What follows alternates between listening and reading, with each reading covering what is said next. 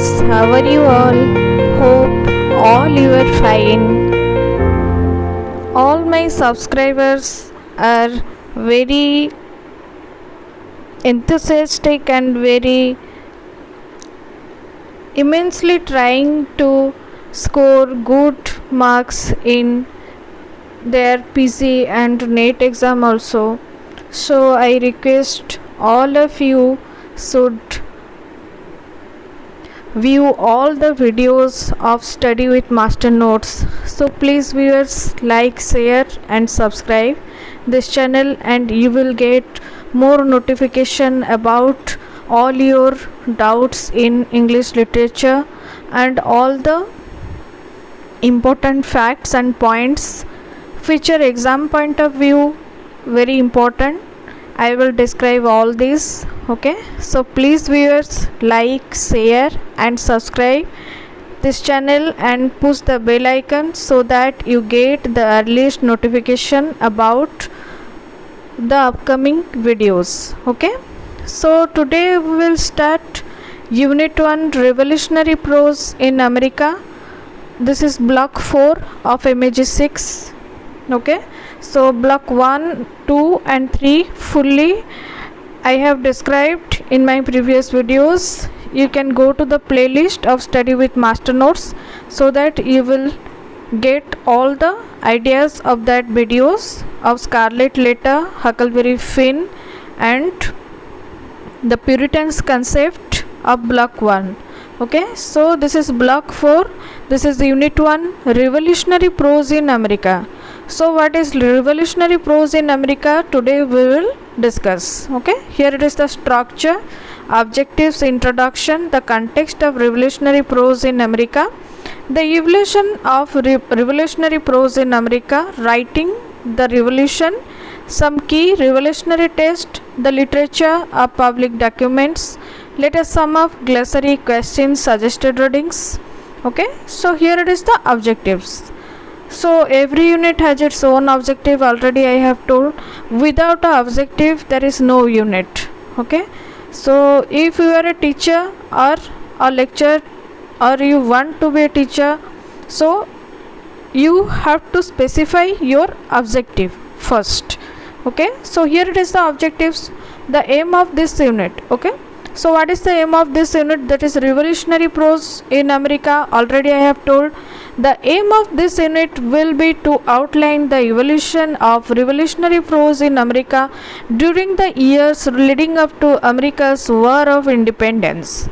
This unit will begin with the elaboration of the context of revolutionary prose in America, trace the contours of its rise and development, and then analyze some key texts of the genre, including the Declaration of Independence and the Constitution of the United States. Okay, here it is the revolution or revolutionary war, that is America's War of Independence. Okay, here it is the main key point. You can note down America's War of Independence. Okay, here it is the main key point. You can note down. Here it is America's War of Independence. Then introduction, the context of revolutionary prose in America. American resistance to British domination of the English-speaking settlements of North America started actively in the early 1760s, ironically instigated by acts of omission and commission on the part of the British government itself. Initially, it tried to stop the westward movement of the colonials into the interior, for their migration produced burdensome Indian wars.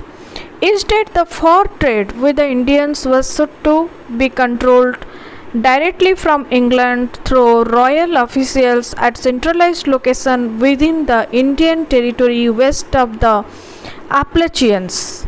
However, in 1763, the brilliant Indian leader Pontiac, angered at the autocratic and authoritarian way British officials exercised their power, set off a bloody war against the colonials in a desperate attempt to oust the British and win the return of the French. When he was finally defeated, chastened British officials established the Proclamation Line of 1763 along the crest of the Appalachians and decreed that the outraged colonials were not to go beyond it until a more effective Indian program was developed. To tighten their regulation of imperial trade and raise within the colonies a revenue out of which the costs of their government could be borne, the British in 1764 passed the Sugar Act, the first law ever passed by Parliament specifically to raise money in the colonies. It placed new higher duties on a wide range of imported products. Then came in 1765 the fateful Stamp Act.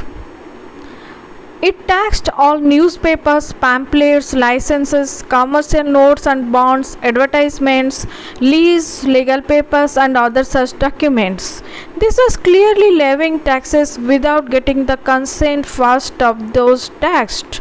A rising controversy erupted in the colonies. The Sugar Act and the Stamp Act struck as it happened right at the most powerful and articulate groups in the colonies: merchants, businessmen, lawyers, journalists, and clergy. They, of course, defined the situation entirely differently from the British. Taxation without consent, it was not to be borne. Liberty, freedom from oppression, that was the issue. So here you can see a picture of one result of the attempt to enforce the tea tax. Okay, so the colonials were no longer in a mood to be thus haughtily put in their place by London. They were adamant that the Stamp Act and the Sugar Act were unconstitutional. That is, it was beyond the brief possessed by Parliament and therefore void. On May 30, 1765, Virginia's House of Burgesses had resolved that it had the only and sole exclusive right and power to lay taxes upon the inhabitants of this colony, who were not bound to yield obedience to any law coming from Parliament that suit to tax them. This bold stand by the largest and most vulnerable of the colonies encouraged the others to follow suit. So now a united front of the rebellious colonies was forged. So the main key point is your Sugar Act and the Stamp Act. Okay.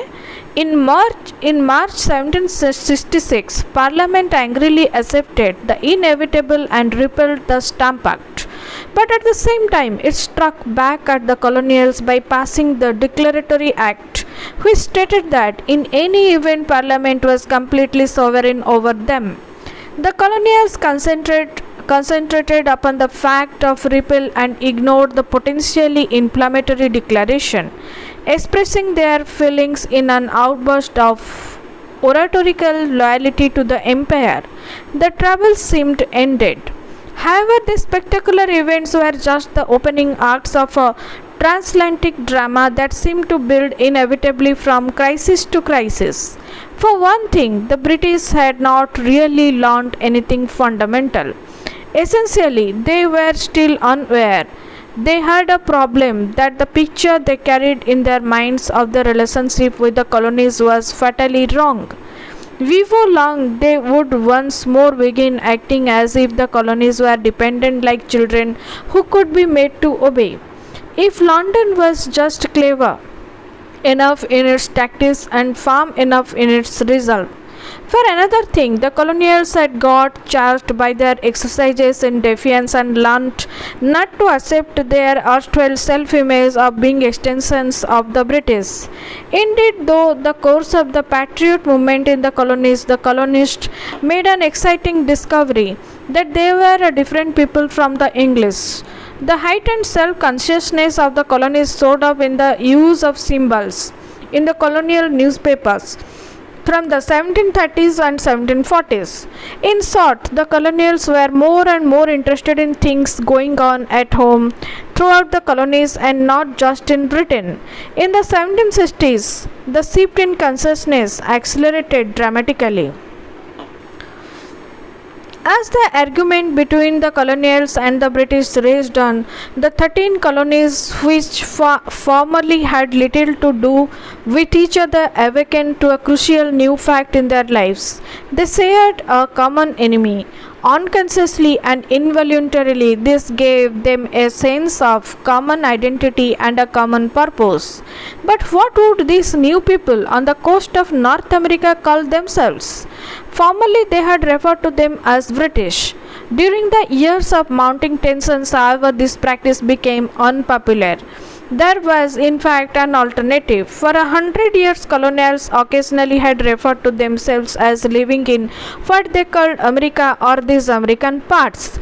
In the 1730s and 1740s, as the 13 colonies swelled in population and self-awareness, the name popped up more frequently, as in publications like the American magazine founded in 1741. For some time, as it happened, the British in the mother country had not been able to call the colonials British, so they too needed a collective name to refer to this diverse, irritating and aggressive crowd of the people who first began referring with considerable frequency to the colonials simply as Americans, a name which for they seemed to carry a note of disdain and disgust. Then in 1760, an intriguing thing happened.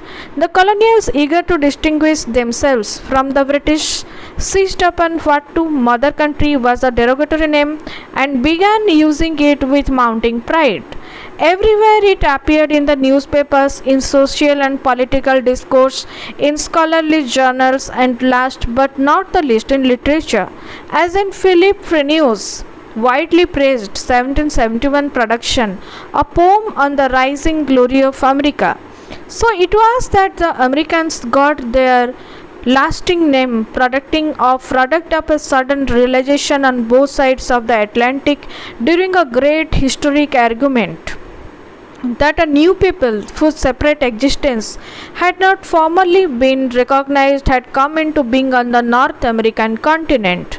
The evolution of revolutionary prose in America. It was under the circumstances indicated above that American revolutionary prose developed and evolved. The historian David Ramsay has, as a matter of fact, accorded utter centrality to American revolutionary prose in recounting the saga of the American Revolution. In establishing American independence, he observes in the history of the American Revolution 1789, the pain and the praise had merit equal to that of the sword. Ramsay's statement has at least two connotations. One, that the writings about historical events are as important in the representation of the events as the historical events themselves, the writings about the American Revolution being no exception to this rule. Two, that writings inspire events even as Americans stated to express their revolution much before they enacted it. As Robert A. Ferguson has remarked, writing the thought inscribes the conception, which in time blurs the lines of distinction between thought and act. Somewhere, a legitimate rhetoric of opposition grows into the outrageous possibility of revolution. A pragmatic test in this contest is Jeremiah Dummer's A Defense of the New England Charters. Dummer, British agent for Massachusetts and Connecticut and an American lawyer in London, rejects all thought of colonial revolt as ludicrous in his short digression on the subject, and yet the rebel leader John Adams could properly call this pamphlet the Handbook of the Revolution. As Adams told William Tudor in 1818, the feelings, the manners and principles which produced the revolution appear in as vast abundance in this work as in any that I have read. How can we reconcile Dummer's and Adams' antithetical views about a defense of the New England Charters? Dummer raises the idea of revolution only to dismiss it. It would not be more absurd to place two of these majesties beef eaters to watch an infant in this cradle, that it don't rise and cut its father's throat, than to guard these weak infant colonies to prevent their shaking off the British yoke.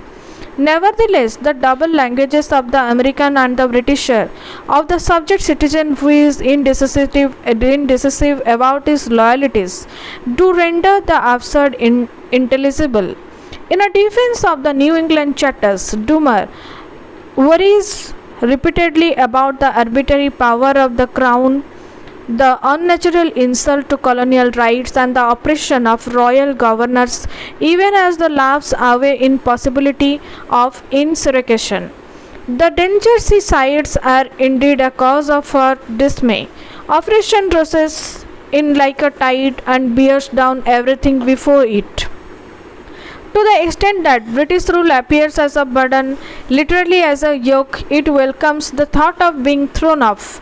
Dummer's metaphors belie their surface meanings. An infant cannot commit parricide, but latter and often enough children do revolt against their parents. Okay, Robert A. Ferguson. Here in the interstices of repetition and anticipation is the voice of the revolution, one that is half British, half American, and in its stuttering progressions often less than ever of itself as a revolutionary discourse. In fact, the stutter in early revolutionary writings is the most significant literary characteristic of those writings, overcoming it the first indication of revolutionary success. Okay, here it is Benjamin Franklin. You can see the picture. Okay, here it is Benjamin Franklin's picture. American's Renaissance man Jefferson was a brilliant political philosopher, architect, naturalist, agriculturalist, and political leader. He dreamed of a Western empire for liberty for America and secured the Louisiana Purchase. Okay, we need to understand this process better. A great deal has been made of the facility of colonial revolutionary writers in the 1760s and 1770s of the convenient availability to them of an English oppositional rhetoric.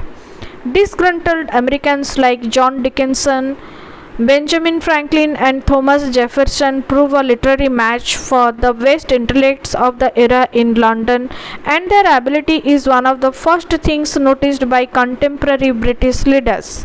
Even the most die-hard British interpreter could identify influences and analogies in arguments advanced by the colonials.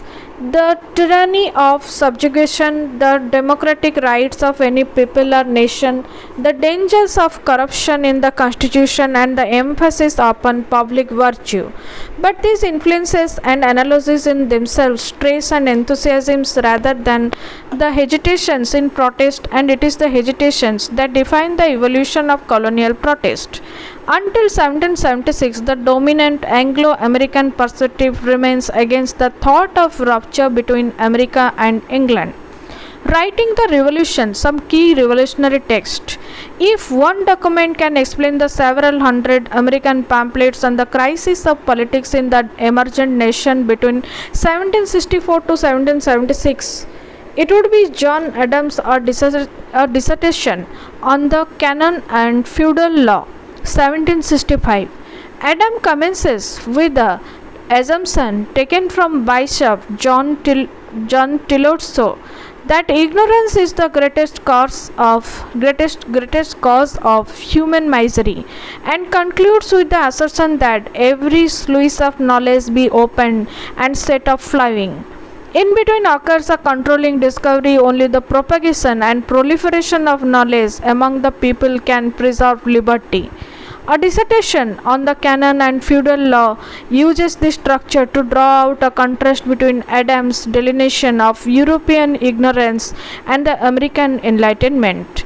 In Europe, a nexus between the clerical and feudal powers had kept the masses in the dark about their rights until the Reformation, which incited the struggle for knowledge. The first Americans, white Americans, of course, established their settlements in direct opposition to the feudal and clerical system, substituting the Bible and common sense for the ridiculous fancies of sanctified effluvia from episcopal fingers. Inevitably, the Stamp Act of 1765 figures as the first step in the European conspiracy to take America back into the Dark Ages. Adams' agenda is to seek the broadest possible popular publicity to this conspiracy to enslave all America as well as to warn all Americans that liberty cannot be preserved without a general knowledge among the people. Adam himself therefore fulfills a patriotic function in publishing his pamphlet in the Boston Gazette. He is participating in the self-proclaimed prescription that informed citizens should communicate their thoughts in writing to the general public. Put in his own words, Adams' aim appropriates every major pamphlet of the period. Let them all become attentive to the grounds and principles of government, ecclesiastical and civil. Let us study the law of nature, search into the spirit of the British Constitution, read the histories of ancient ages, contemplate and great examples of Greece and Rome. Set before us the conduct of our own British ancestors who have defended for us the inherent rights of humankind against foreign and domestic tyrants and usurpers, against arbitrary kings and cruel priests, in short, against the gates of earth and hell. It is as if these words become every writer's guide. Pamphlet after pamphlet purposefully fuses the principles of government, the meaning of the British Constitution, the history of classical English and American politics, and the law of nature in an interpretation of the crisis at hand. Most as well distinguish between civil and ecclesiastical frames of reference even as they conflict religious and secular rhetoric in a political writing. Thus, the methodology remains much the same, although individual investigations might arrive at different conclusions. Meanwhile, to quote Robert A. Ferguson again, the tedium of repetition serves yet another purpose. The rhythms in pamphleteering gradually smooth the irregularities in revolutionary thought. The American pamphleteer who reaches the largest audience in the world of the late 1760s is John Dickinson, in Letters from a Farmer in Pennsylvania. Only Thomas Paine in the next decade would have a more electric impact on colonial thought. Dickinson's 12 epistolary essays to my dear countrymen originally appeared in the Pennsylvania Chronicle. Other colonial newspapers reissued the essays as they were printed in the Chronicle between December 1767 and February 1768. Collected in a single pamphlet immediately after the last letter, they quickly went through 7 editions in the colonies and several in England. The most intensive and extensive pamphlet publication by any person during that period, its relevance to contemporaries is ensured by its strategic appropriation of the cultural imperatives of its own time and place. Intellectually, Dickinson uses the most sophisticated argumentation to establish that Parliament cannot tax the colonies. His education at the London Inns of Court shows in the Pennsylvania farmers frequent citation of the British law and of writers such as Tacitus, Machiavelli, Locke and Hume. These sources encourage him to assume that the social compact protects the inalienable right of property. Thus, any attempt to tax the property of an unrepresented citizen is contrary to English law.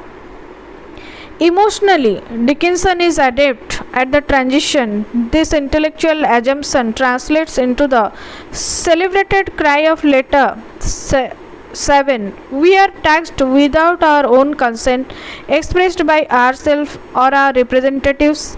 We are therefore slaves. And yet Dickinson never sacrifices the British readership to such rhetoric. With amazing dexterity in his prose, he manages to keep all his different constitutes under his spell. Okay, again I am Describing emotionally, Dickinson is adept at the transition. This intellectual assumption translates into the celebrated cry of letter 7: we are taxed without our own consent, expressed by ourselves or our representatives. We are therefore slaves. Okay, and yet Dickinson never sacrifices his British readership to such rhetoric. With amazing dexterity in his prose, he manages to keep all his different constituents under his spell. The Pennsylvania farmer always imposes substantial and structural limitations on political opposition. He considers the Townshend Acts of 1767 externally imposed duties on American imports of glass, paper, paint and tea to be as unconstitutional and undemocratic as the Stamp Act before them, and he challenges these laws across the scale of resistance, from legal petition to strikes to armed insurrection. Invariably, though, as Robert Ferguson has shown through an excellent textual analysis of the letters, the idiom of letters from a farmer in Pennsylvania seals off the last alternative of a rebel through weapons. Later, I detest inflammatory measures. I should be sorry that anything should be done with which might justly displease our sovereign or our mother country. Letter 3 terms liberty a cause of too much dignity to be sullied by turbulence and tumult. The colonials must be dutiful children who have received unmerited blows from a beloved parent. We cannot, once the farmer, act with too much caution in our disputes. Letter 9 inveighs against popular violence and rage. Letter 11 against popular reform, and letter 12 against the unseemliness of ill-formed zeal. The right kind of restraint is achieved through a strategy of breaks and controls. Dickinson begins by asking for a firm, modest assertion of a free spirit, but the checks imposed thereon are quite complex. Letter 2 balances the protest over the Townshend Acts, dreadful stroke aimed at the liberty of these colonies, against a modesty of temperament. I have waited some time in expectation of seeing the subject treated by persons much better qualified for the task, and the freedom of the writer's essential theme. So should not any honest man suppress his sentiments concerning freedom against the obligation of the writer to express himself or herself with responsibility? If the farmer seems to give with one hand while taking with the other, it is because he sees that the living whole of free spirit cannot be simplified, especially in America. The problem of definition of the American identity is taken up pointedly in letter 3. Dickinson explains the difficulty of the project in terms of its complexity. It will be impossible to determine whether an American's character is most distinguishable for his loyalty to his sovereign, his duty to his mother country, his love for freedom, or his affection for his native soil. Each of these elements must be maintained in theory as well as in practice. Dickinson struggles harder than any other colonial intellectual to keep these conflicting affinities aloft even when they confront each other. But the balance is difficult to sustain as matters reach a head by the middle of the 1770s in the ongoing opposition between the interest of the native soil and the interest of the mother country. To put the issue in the terms employed by John Dickinson, as physical competition becomes more and more likely in 1774 and 1775, Americans are forced to respond more directly to divisions within themselves. Community mobilization is forcing loyalists into silence or fight, and colonial solidarity, always a preference, now emerges as the emphatic priority in revolutionary prose. One pamphlet which forcefully depicts the new situation in Thomas Jefferson's A Summary View of the Rights of British America, 1774. A summary view of the rights of British America takes the almost unprecedented step of making the King of England a primary adversary. The step is also irrevocable. and its importance at this moment in 1774 is paramount. As long as Parliament remains the main target of the name of loyalty to king and kingdom, Jefferson, in selecting George III as his real opponent in a summary view, sacrifices that safer instance loyalty is suddenly conditional. But can His Majesty thus put down all under his feet? He asked. It is an anticipated question, but Jefferson now offers an unanticipated answer with a frontal attack on the crown. Let him remember that force cannot give right when he adds that it is neither our wish nor our interest to separate from Great Britain. He is also admitting the negative possibility. This sire, Jefferson concludes on the necessity of liberty is our last hour determines the resolution. His words and the insult of personal rebuke to the injury of impersonal revolt. The temerity evident in Jefferson's formulation was soon to secure his place as the drafter of the Declaration of Independence, where again the king figures as the essential foe. The indictment of king himself solves some of the frustrating difficulties encountered by the colonial writers before 1774 in making Parliament the main target of their protest. For Parliament is not only multifaceted and multi-voiced and therefore had to pin down. It also symbolizes institutional liberty in an 18th century understanding of Anglo American culture. Jefferson for this part does not absolve Parliament, but he also extends his critique to cover the most precarious of all tenures, His Majesty's will. The interesting alignment of the colonies against this monarch also figures graphically in the rhetoric of New World politics. A summary view of the rights of British America converts mundane historical fact into exotic meta-historical fantasy.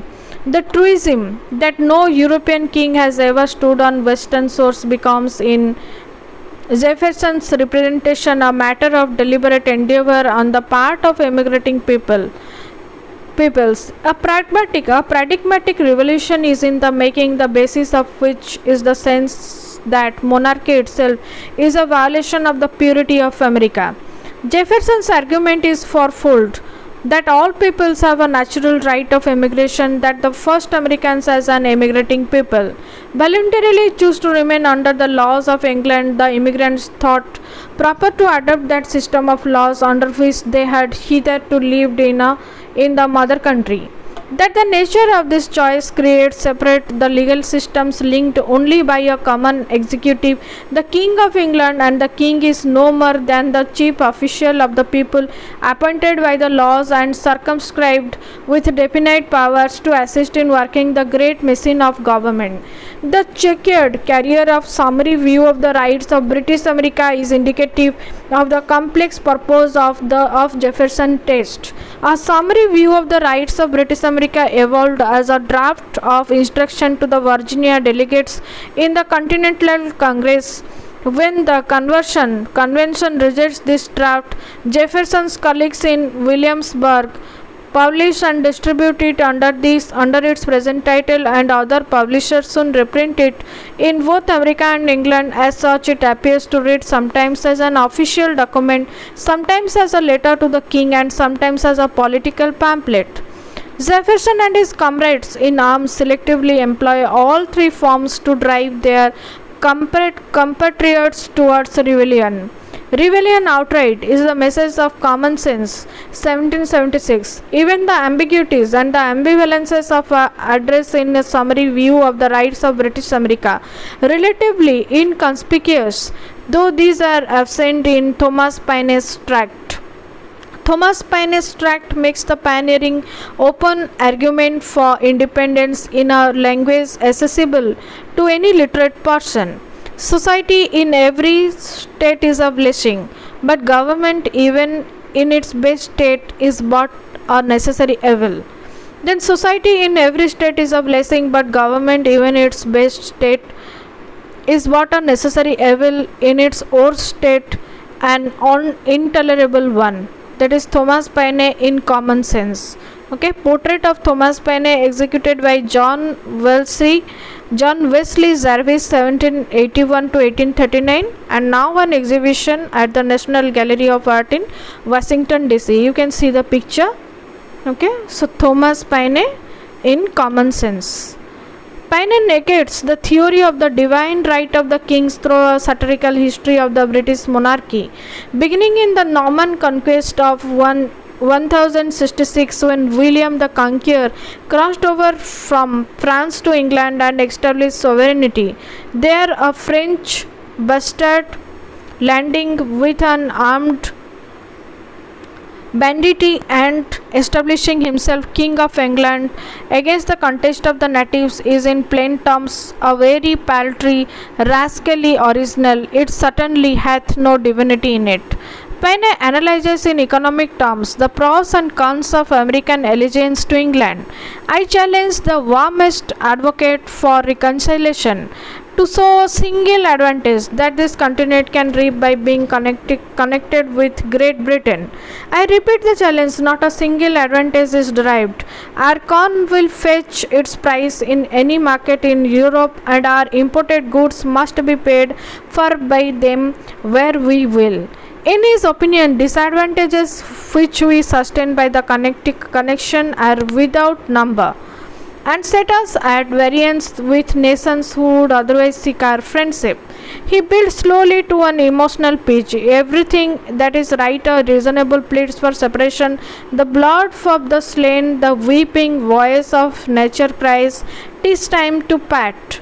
Among the rush of pamphlets which appear in America between 1764 to 1776, debating the relationship with England, Common Sense is undoubtedly the preeminent, going through 25 editions in 76 and selling hundreds of thousands of copies. Paine's pamphlets appeals to wide range of American opinion angered by England. He himself is from lower orders of England, or relatively poor immigrant to America. He arrives in Philadelphia when resentment against England is already strong in the colonies.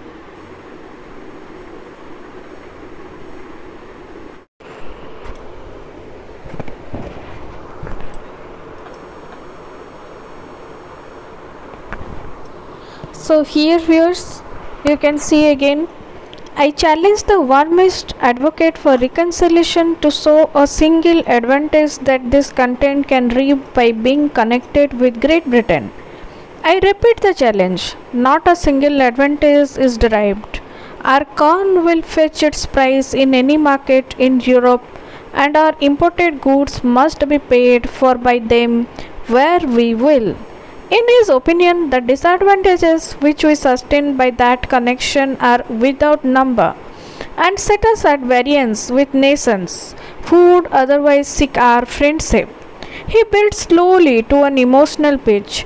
Everything that is right or reasonable pleads for separation. The blood of the slain, the weeping voice of nature cries, "'Tis time to part."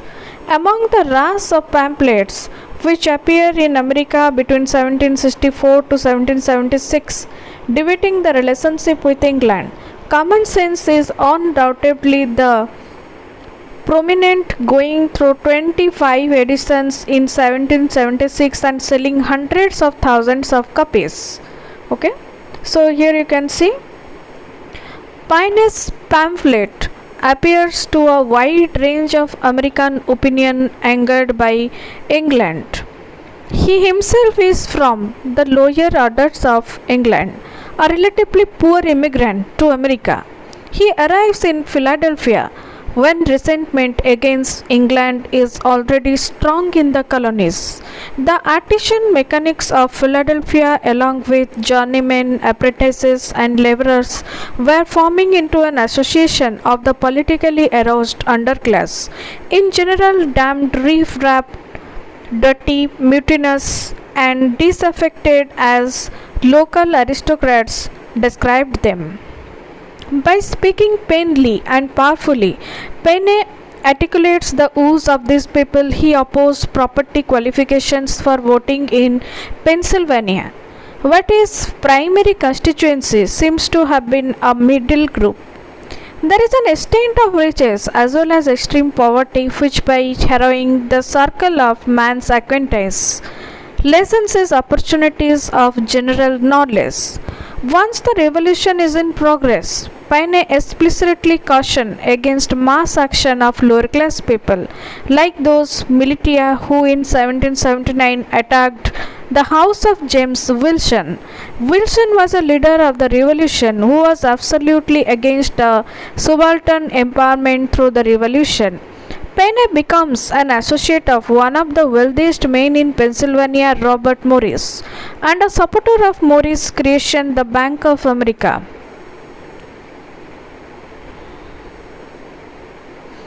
Okay, so Paine was the leader. So, Wilson was the leader of the revolution who was absolutely against the subaltern empowerment through the revolution. Here it is the main key point. You can note down. Okay, Wilson was a leader to the revolution who was absolutely against subaltern empowerment through the revolution. Paine becomes an associate of one of the wealthiest men in Pennsylvania, that is Robert Morris, and a supporter of Morris' creation, the Bank of America. During the process of adoption of a constitution for the United States, Paine, insensible of his own class bias, argues in favor of a strong central government which, according to him, could represent some great common interest. In this sense, as the historian Howard Zinn has observed, Paine lends himself perfectly to the myth of the American Revolution, that it was an enterprise of all Americans against the British state. Then the literature of public documents. The Declaration of Independence adopted on July 2nd and proclaimed on 4th July 1776 by the Continental Congress, an illegal body and forerunner of a future independent American government, brings the myth of a united America to its peak of eloquence.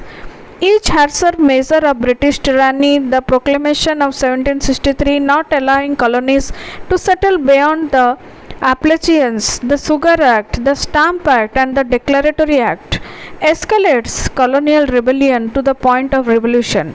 Okay, you should remember the cause of the rebellion. Okay, in 1763, not allowing colonies to settle beyond the Appalachians, the Sugar Act, the Stamp Act, and the Declaratory Act. Here it is the main key point, you can note down. Escalates colonial rebellion to the point of revolution. It is after the armed clash at Lexington and Concord in April 1775 between colonial insurgents and British militia, the Continental Congress eventually takes the decision for a clean break. They entrust a special committee to compose the Declaration of Independence, which Thomas Jefferson writes. By 1776, there is an all-pervasive sentiment for independence. Resolutions adopted in colonies as far apart from one another as North Carolina and Massachusetts urged the Continental Congress to declare independence of England, assert that all British law is null and void, and demand military action against English authority. When in the course of human events it becomes necessary for one people to dissolve the political bands, they should declare the causes. This is the opening of the Declaration of Independence. Then in its second paragraph comes the powerful philosophical statement. We hold these truths to be self-evident, that all men are created equal, that they are endowed by their Creator with certain unalienable rights, that among those are life, liberty, and the pursuit among men, deriving their just powers from the consent of the governed, that whenever any form of government becomes destructive of these ends, it is the right of the people to alter or to abolish it and to institute new government. It then goes on to the list specific charges against the king, a history of repeated injuries and usurpation, all having in direct object the establishment of an absolute tyranny over these states. The list accuses the King of England of dissolving colonial governments, waging war against them, transporting large armies of foreign mercenaries to complete the works of death, desolation, and tyranny, sending armies of occupation, cutting off colonial trade with other parts of the world, taxing the colonials without their consent, and sending swarms of officers to harass our people. All this, the language of popular control over governments, the right of rebellion and revolution, anger against tyrannical administration, is language appropriate to unite thousands of colonials, making them forget their individual and sectional grievances to fight against England. Some Americans clearly remain outside the pale of the unity talked about in the Declaration of Independence. Indians, women of every ethnicity, black slaves, indeed, one paragraph of the Declaration charges the king with inciting slave revolution and Indian attacks. He has excited domestic insurrection amongst us and has endeavored to bring on the inhabitants of our frontiers the merciless Indian savages whose known rule of warfare is an undistinguished destruction of all ages, sexes, and conditions. Thomas Jefferson, though himself a slave owner, had written a paragraph of the Declaration accusing the king of transporting slaves from Africa to the colonies and suppressing every legislative attempt to prohibit or to restrain this execrable commerce. Whatever the motivation for this accusation, it is sometimes interpreted as an expression of the colonial fear of being swarmed by the growing number of black slaves. Jefferson's allegation was removed by the Continental Congress because slaveholders themselves disagreed about the desirability of ending the slave trade. As for the Indians, Jefferson does not ever pretend to be concerned about them. They are so far removed from the circumstances of civilization. 20 years before the declaration or proclamation of the legislature of Massachusetts, dated November 3rd, 1755, declares the Pentecost Indians, rebels, enemies, and traitors, and provides a bounty. For every scalp of a male Indian brought in 40 pounds. For every scalp of such female or male Indian under the age of 12 years that shall be killed, 12 pounds. When the declaration affirms that all men are created equal, it probably does not intend to make a discriminatory insinuation against women. It is just that women are never regarded as worthy of mention. They are politically invisible. Though practically speaking, women might wield certain authority within the home, on the farm, and in select professions such as midwifery, they are simply overlooked in any consideration of political rights or prerogatives. The philosophy of the declaration, the government is set up by the people to secure their life, liberty, and happiness, and is to be overthrown when it no longer does that, is couched as a universalist narrative applicable to all people at all places and all times. But in point of fact, it was limited only to the context of white males of America. Yet were all white males encompassed by the principles enshrined in the Declaration of Independence. These principles are often traced to the ideas of John Locke in his second treatise on government, that was published in England in 1689 when the English were rebelling against a tyrannical monarchy and setting up a democratic parliament. The Declaration, like Locke's second treatise, talks about political equality in terms of the need to establish representative government, but ignores growing inequalities in property. And how can people possibly have equal rights with stark differences of wealth and hierarchies of social class? In the America of the era of the Declaration of Independence, not even all white males and equal rights.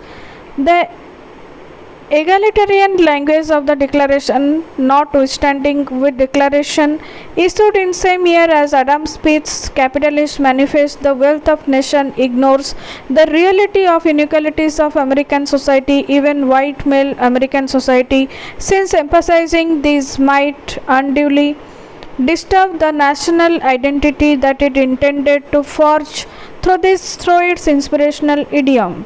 The obliteration of Indians, the subordination of blacks, and the occlusion of women in the independent American states already prepared for in the colonies in the run up to the revolution can now be put on paper, solidified, and solemnized by the Constitution of United States, drafted at a convention of revolutionary leaders in Philadelphia. To many Americans down the ages, the Constitution outlined in 1787 has seemed essentially a liberal and democratic manifesto, aspiring to inform a social framework of equality and fraternity.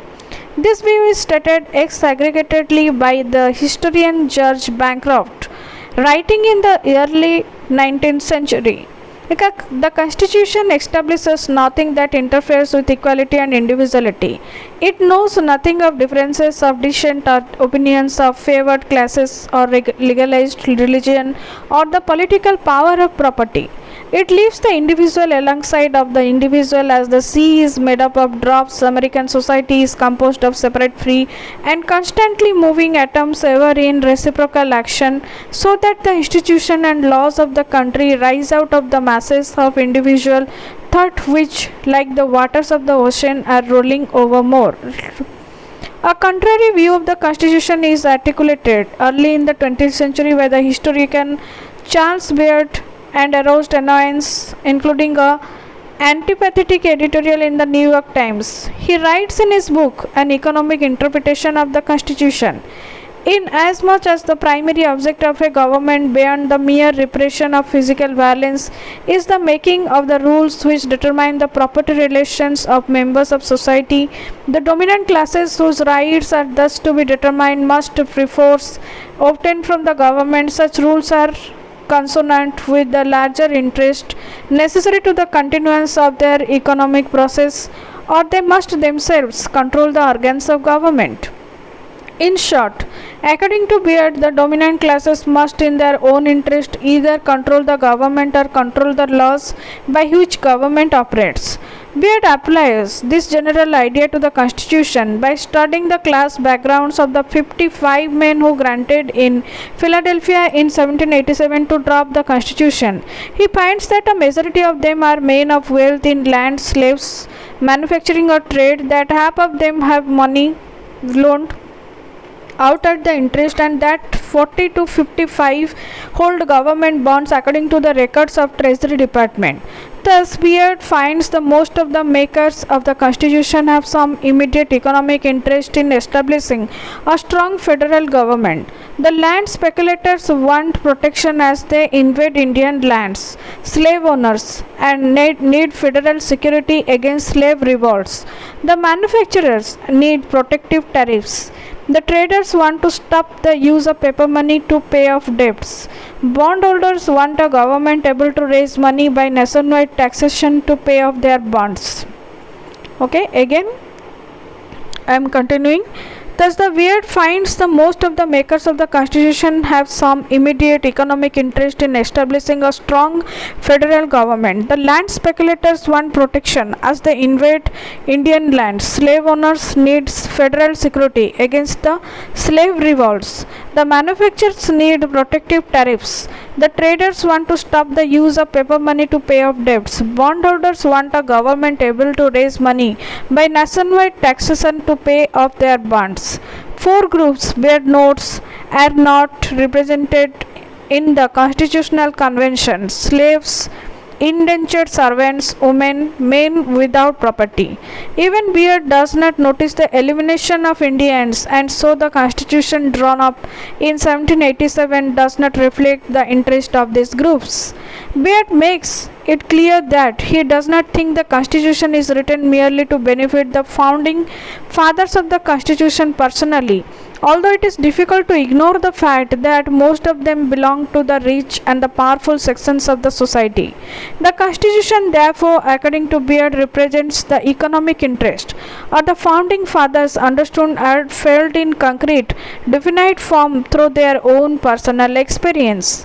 Then let us sum up. In this unit, we have looked at the evolution of revolutionary prose in America during the years leading up to America's War of Independence. The unit begins with the elaboration of context of revolutionary prose in America, traces the contours of its rise and development, and then analyzes some key texts of the genre, including the Declaration of Independence and the Constitution of the United States, with all the ideological and political biases. Here it is the glossary. Gentleman, a propertied person who on the strength of his property enjoyed social eminence and cultural significance in late 18th century and early 19th century United States. Puritan, among the earliest European settlers on the American continent, the Puritans who started arriving at its eastern coast from the 1620s onward were mostly Englishmen and Englishwomen who had dissociated themselves from the ruling church in England, the Anglican Church. Their disenchantment with the Anglican Church, a byproduct of the Protestant movement against the deviations and distortions of pure Christianity which Roman Catholicism was seen to be engaged in, stemmed from their perception that the Anglicans had not gone far enough in correcting Roman Catholic heresies. Of course, many of the Protestant movement's goals had been won after Reformation within the Church of England. The Church of England was now under the English king, not under the Pope in Rome. The Bible had been put into English language. Stood in effect between the worshipper and God. Priests did not dispense forgiveness of sins, that being now a matter between the individual sinner and God, nor did they daily perform the miracle of turning bread and wine into body of blood of Christ. The Church of England held that no such transformation took place, that if a miracle took place in Eucharist communion service, it took place not only on the altar but in the soul of the communicant. Puritans believed, however, that far more needed to be done. The Bible, they insisted, should be made the center of everything, for it was the word of God. Religious rituals should be simple and brief, and the whole setting inside the church building should be physically plain and unadorned, so as not to get people worshipping material objects. They would all shift their attention to the sermon, in which the word of God as found in the Bible would be carefully explained by an educated minister. The Puritan enthusiasm for further reform, however, was not received kindly by the Anglican establishment. The Anglican establishment represented the Puritan enthusiasm as fantasist and fundamentalist, which indeed to a certain extent it was. So the Anglican establishment represented the Puritan enthusiasm as fantasist and fundamentalist, which indeed to a certain extent it was. This and a consequent persecution from the religious authorities in most countries of Europe prompted some of the most devout of the Puritans to migrate to New England. Here at last they would fulfill their covenant with God. They would create a godly commonwealth, and He would give them His blessing. The Bible expounded by the ministers would be the rule in all aspects of daily living. Indeed, in 1635, within 15 years of their arrival in New England, the Puritans were so zealous that they decided only the saved could be church members in England. It took an honest life, a profession of faith, and an acceptance of church discipline to be a member.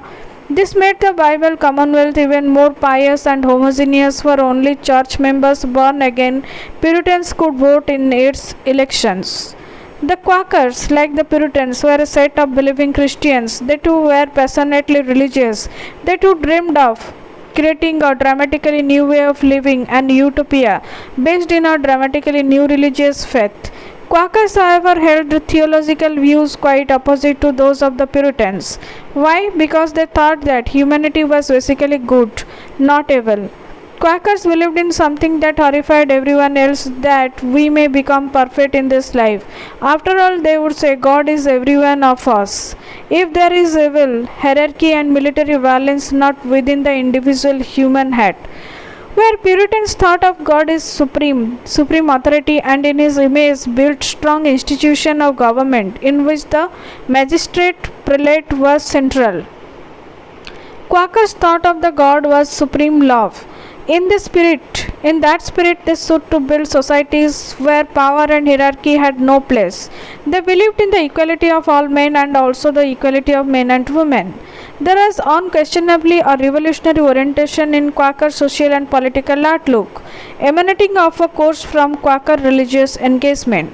The Quakers grew in numbers, reaching perhaps 60,000 by 1680s, but this was in the face of harsh representation they had to undergo, like the Puritans almost all over Europe.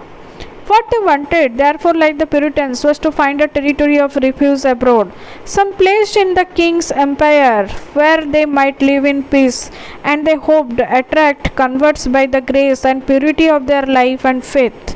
For years, this searching went on till at last in 1674, a group of Quakers, including the wealthy William Penn, joined to buy the western half of the New Jersey as the nucleus of their new settlement. Then dissenter. Individual or group at odds with dominant religious tradition. For instance, both the Puritans and the Quakers were dissenters in the 16th century religious content of Europe. Here is the question. Elaborate upon the context which made the production of revolutionary prose possible in the English-speaking settlements of North America during the middle decades of the 18th century.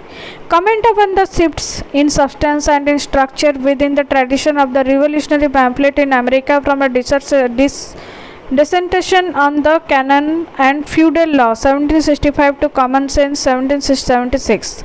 Through a close textual reading of relevant portions of the Declaration of Independence and the Constitution of the United States show how these two documents seek to represent the establishment of American Republic as a consensual project covering all segments of society in revolutionary America.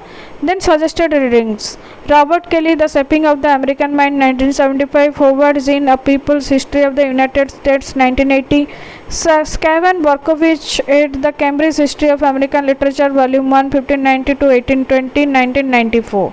Okay, here is all about the revolutionary prose.